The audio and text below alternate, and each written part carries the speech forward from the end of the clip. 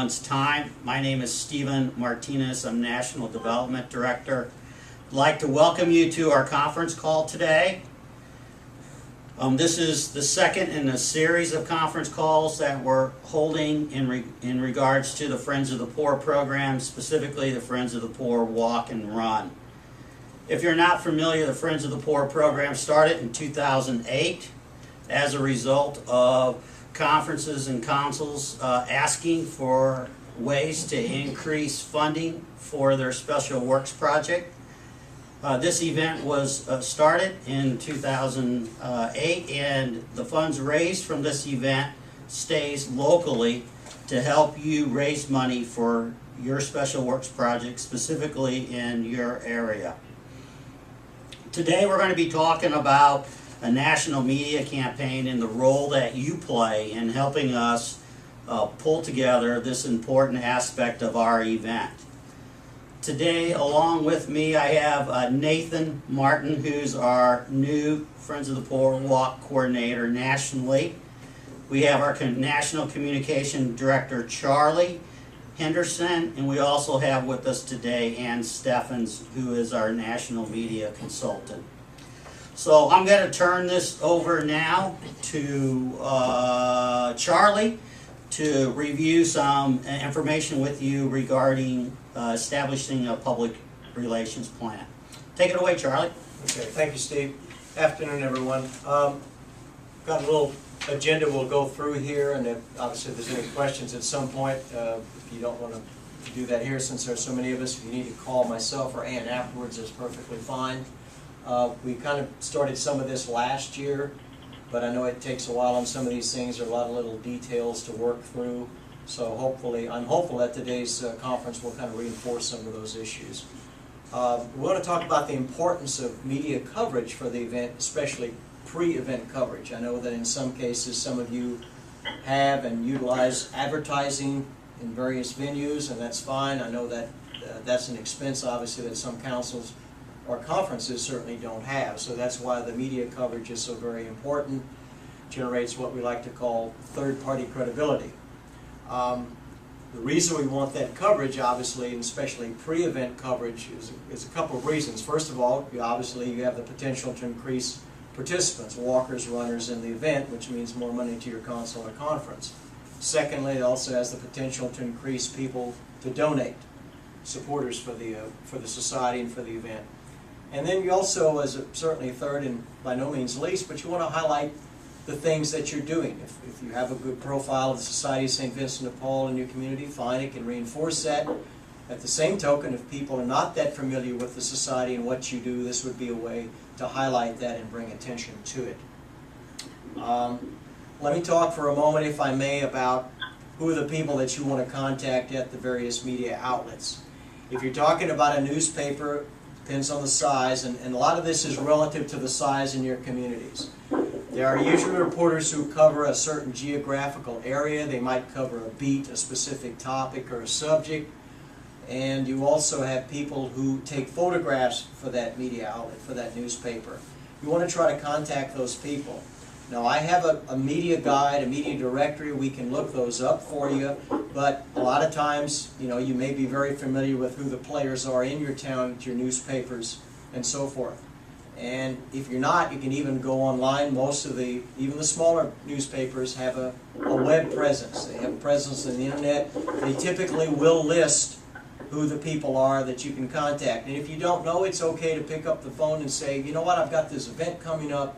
Who's the most appropriate person to want to know about that?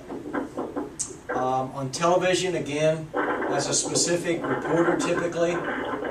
By and large, too, there's most TV stations have an assignment desk, an assignment manager, and he or she is the one who determines what's going to get covered that day or in the coming days and weeks ahead. So you want to make sure you know who those people are and to target them as well. In a radio, you may have a specific reporter, but again, depending upon the size, it may be just the person who's the editor there at the local radio station. They may not be large enough to have a reporter who covers a beat by any means, but you want to again find out who the players are and the specific contact information. I always dissuade people from trying to send something out generically to an editor per se. You don't want to try to find out the person's name. That's just respectful, and it also shows you've done a little bit of your homework. All right, let's talk about a time frame for sending out the information to the media.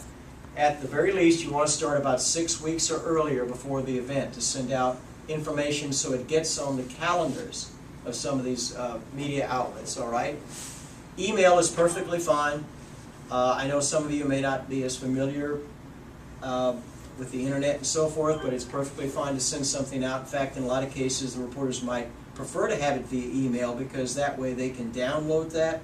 They can also edit it easily and put it into some of their calendars and some of their day books. All right? You want to have a subject line for your release of some kind. You don't have to get terribly creative, but again, it's something that you want to attract people so that they understand what it is they're about to read. Now, 2 weeks before the event, you're going to write a news release or what we call a media advisory. Nathan is going to post that or send that out to you, so you'll have it's going to be a template. So it's basically a fill in the blanks. Okay, it's going to show the who, what, why, when, and where.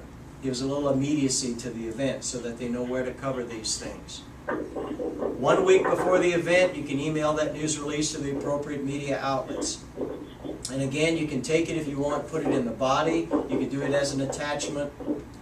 You might be talking to the people when you call ahead of time, when you're trying to find out who the appropriate person is. You might ask them how they'd like to receive that, if it's okay to do it as an attachment or even put it in the body of the email.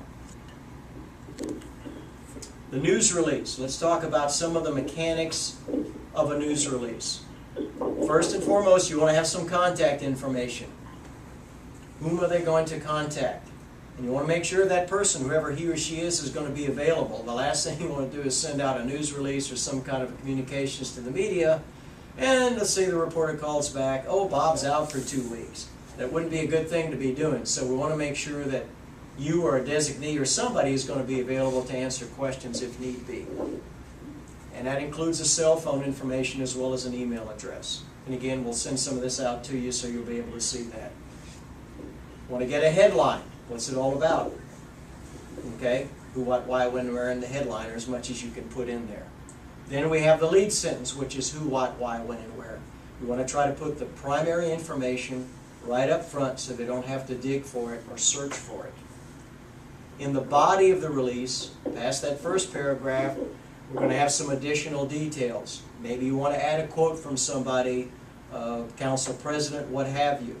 If you need a little help crafting that, I'm sure we can help you on that. Why this is important to the community, what you expect out of that. And then we have what we call the end paragraph, and it's sometimes referred to as boilerplate. It's just a descriptive paragraph about who you are and what you do.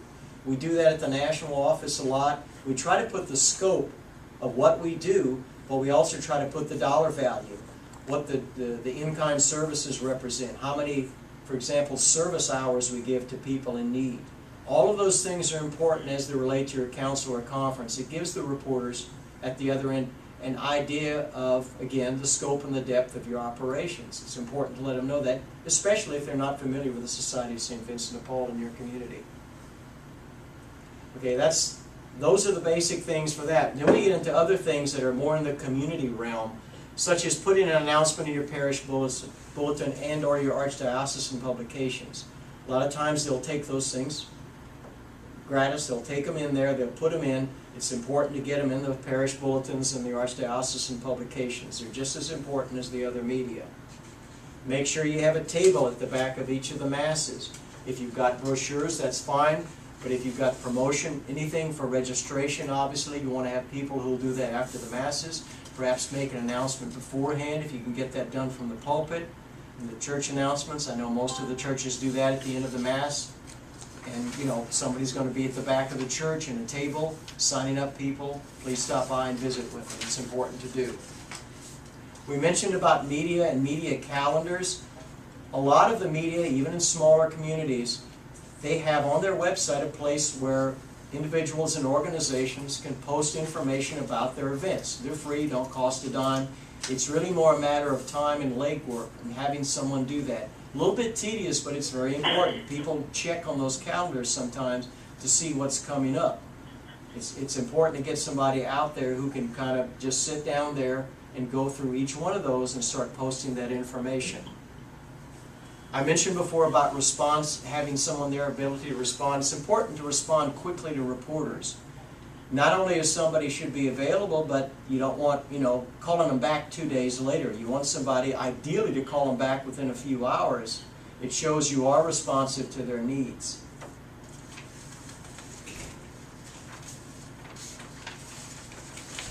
Talking points. Figure out what it is you want to say. Sometimes it's helpful, particularly when you're doing a TV interview, write down about 2 or 3 main talking points that you want to emphasize in that interview. And that way you can practice them until you can do them in your sleep, and so when you're asked about why is this important, for example, you'll be able to rattle those off without even thinking about it. And if you want, make a personal entreaty to one of the on-air media personalities there. See if you get some time on one of the programs, some of the talk shows that they might have in the local community. A lot of TV stations in particular, the FCC requires them to provide that public service time of one kind or another for events and nonprofit organizations. Ask about that, see if you can get on there and talk about that. We can talk about that later if you need a little encouragement or support or direction about how to conduct yourself. Ann or myself can do that. I'm happy to do it. Invite local radio stations to come to the event. Now, understand that some of these are pay for play. A lot of times they may ask for some money. Ask about that up front. Sometimes TV and radio stations will cover events, but sometimes there's money involved in some of those things where they do an on-site report. Sometimes they don't. Find out ahead of time if you need to. Maybe you want a master of ceremonies, a sports figure, elected official, a mayor, maybe one of the local media persons, especially when you have a walk event like that. I know in my own parish they got a local TV and radio personality to come out. He was a runner, so it's nice to know those things ahead of time. He or she might be disposed toward coming out and helping kick off the event. And don't hesitate, this is Ann, and don't hesitate to ask as well around, be tactful about it, but ask around who's Catholic.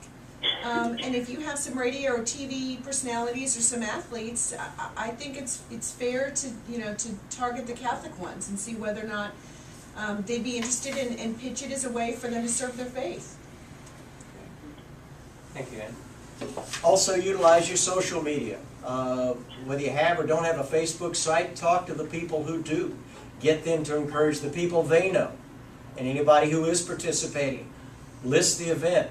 Hey, I'm looking forward to participating in the walk run Saturday, September the 29th. I hope some other people join me. There are Facebook sites. I know I researched this for a client I did a couple of years ago for runners and walkers and that kind of thing. Again, it's just spreading the word out and getting your network and the people on their networks to talk this thing up. If you have flyers, posters that you created for the event, have people going out to post those around town, in the coffee shops, in the libraries. Almost all those types of venues have bulletin boards, physical bulletin boards, where people will allow you to post these things. Use those. Make them to your advantage. I'm going to turn this over to Ann now to talk a little bit about the national media campaign. And in fact, I'm going to switch seats, so give us a moment here. She'll make it a little closer to the phone. I know several people have clicked on since we began. This is the National Council of the Society of St. Vincent de Paul conference call on creating national media and local media. Today, my name is Stephen Martinez. I'm National Development Director. You just heard from Charlie Henderson, who's our National Communication Director. Next up will be Ann Steffens, who is our media consultant, national media consultant. And after Ann, you'll hear from Nathan Martin, who's our National Friends of the Poor Walk Coordinator. So welcome to everyone, and take it away, Ann. Thanks, Stephen. I just want to say thank you to all who are on the call. I have a very special place in my heart for St. Vincent de Paul. My parents are really active in their local community here in St. Louis, and I've seen firsthand the work that you do. So thank you so much for the work that you do on a daily basis. I want to talk a little bit about the media in general. What we're offering to you today and the advice that Charlie has is good not only for the walk itself, but for any other media of any sort of events or issues that you might come encounter with throughout the year. This is all about developing relationships with your local media. And so sometimes if reporters are doing stories on the economy and people who are hurt and need help because of the economy, or if there's a local plant that closes and people have lost jobs, a lot of times it's a great opportunity for you all to talk about what you do as St. Vincent de Paul members, what you do to help the community. So what we're talking about today is not unique to the walk. It's really great to be able to use throughout the year. In regards to national media, I'm looking for some help from you all. We have engaged in several national media outlets, including Faith Magazine, Catholic Digest, the Columbia Magazine, Relevant Radio, Sirius Radio. And one of the things that they're looking for are local stories about people who have been helped. So I'm looking for, in particular, in fact, if you all could find somebody who has before given to St. Vincent de Paul and now needs help. My guess would be it may be because they encountered an illness, or they lost their job, or something has happened to their family because of their economic status. It would be great if you could find somebody and pass that along who'd be willing to share their story. And a lot of times people are very willing to talk about their situation in life and the help that they've received because they want to be able to help others. And the national outlets will be very interested in stories like that. So either people who have given before and are now being helped, people who maybe have been helped and now volunteer, or maybe you have a really long-time volunteer who has seen sort of the face of the poor change. So any of those types of people who'd be willing to talk, probably on the phone with a print or a radio reporter, would be fantastic. And that would allow us to get some national coverage and get some national publicity on the work that you all do. I think we've covered everything, actually. Okay. Let's turn it over to Nathan then to give you a broad overview of some of the marketing ideas and things that we're going to be implementing this year. Nathan, take it away. Hi everybody, this is Nathan. Before I get into what we're going to be offering you, I just want to quickly mention that we still have not found a national spokesperson for the Friends of the Poor Walk Run. So if any of you have a connection or a great idea, go ahead and feel free to contact me. Also, now that we're kind of getting into the marketing, I have a little bit to offer you guys as a newly brought in, and one of those things is the short video clips I'm going to do on it's like a homemade video camera. It's called a flip video camera, and I'll be sending those out to you guys via email, and try and get them up on the website in addition, where you can just it'll be little ideas like an interview or tips or an idea on how to improve your walk, or maybe someone who has done something successful that I can interview them.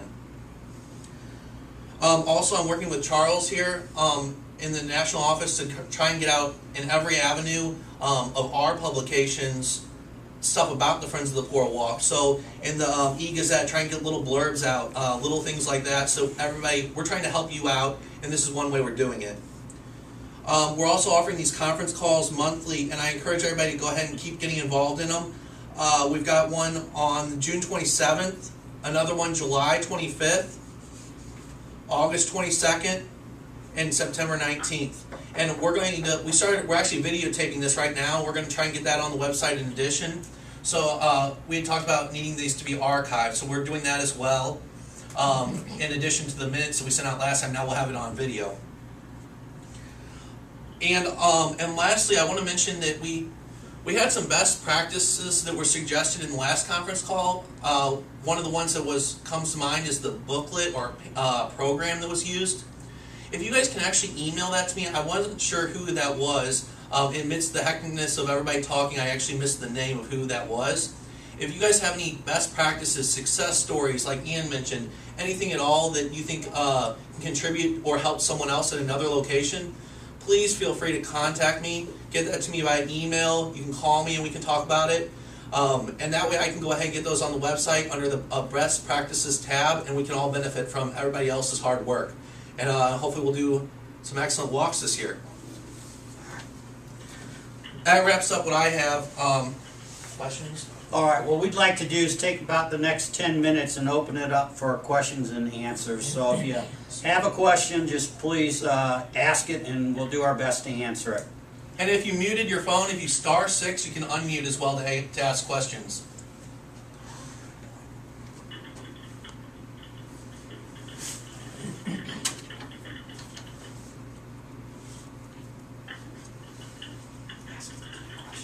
What do you guys have for us? Is there anything regarding media relations? Anything regarding anything we've discussed? Anything in addition?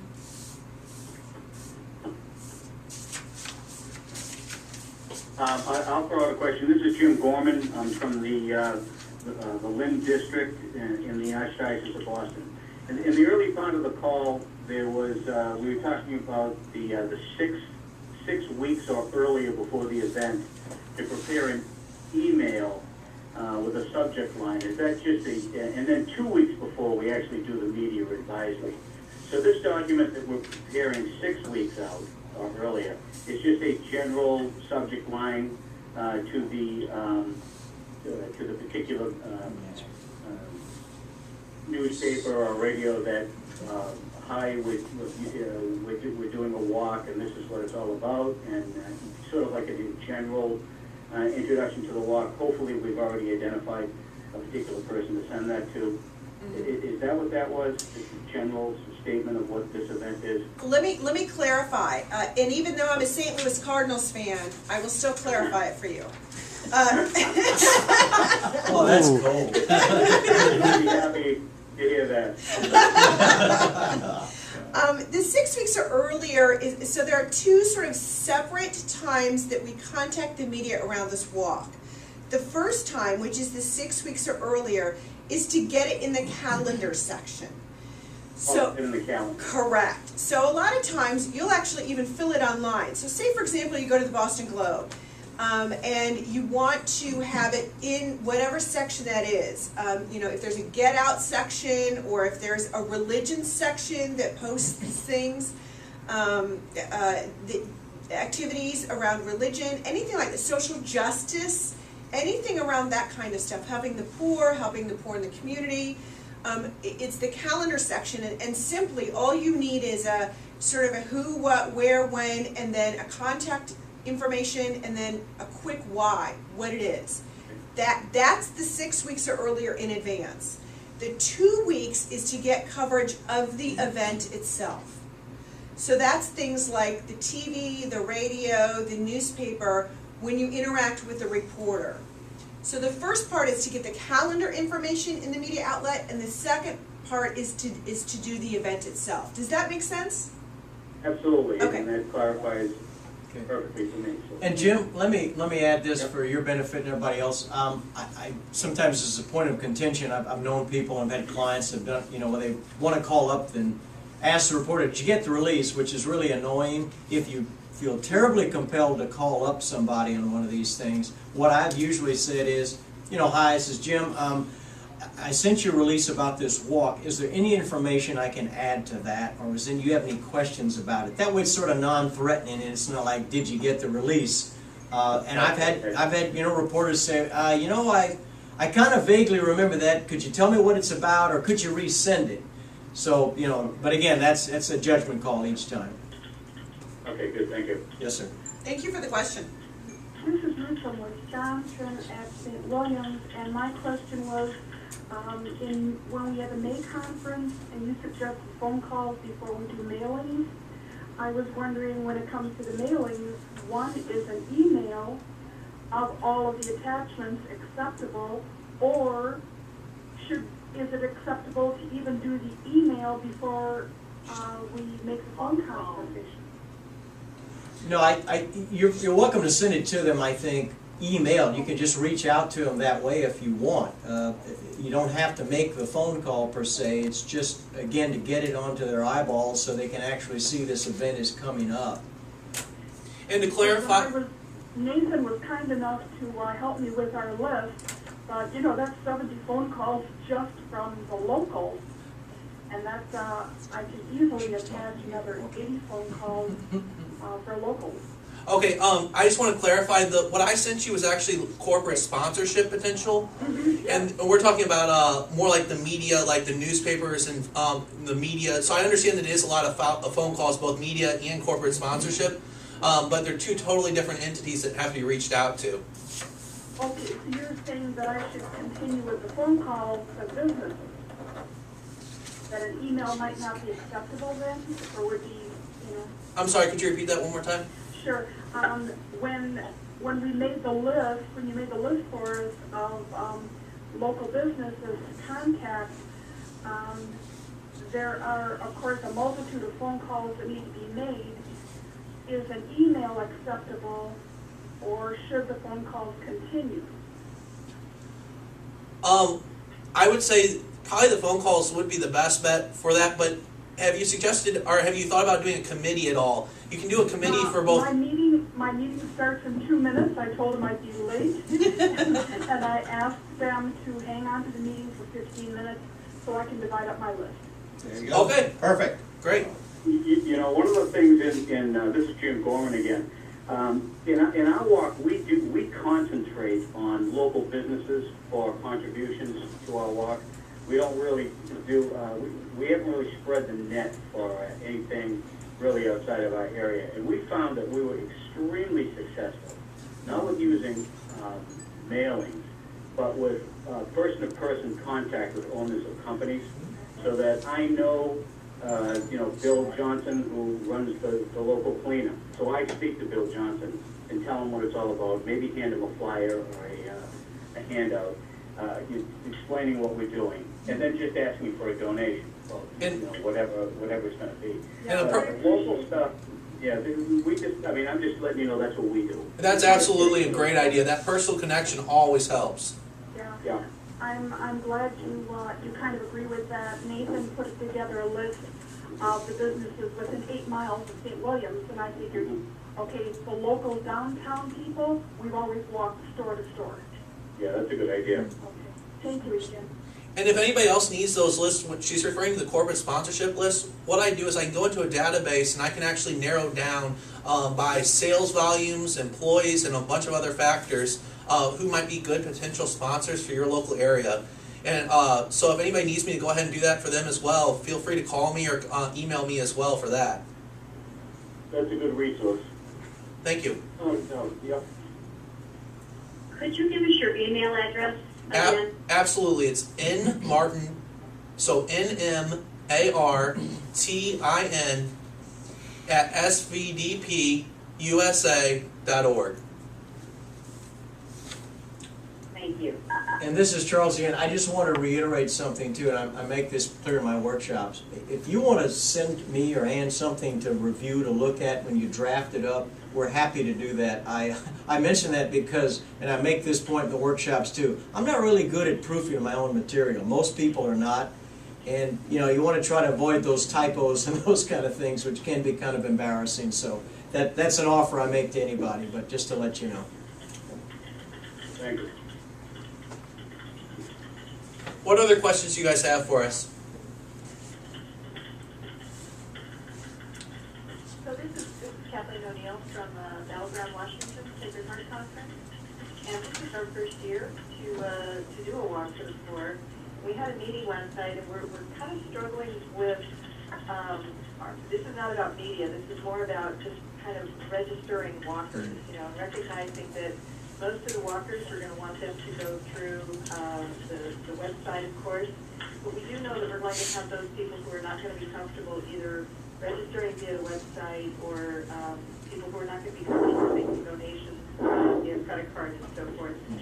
I'm reaching out to any of you who have done this walk a number of times, if you have a process that you really think works effectively, where you're promoting the walk and you're allowing people to register both online as well as kind of manually. If many of you would have some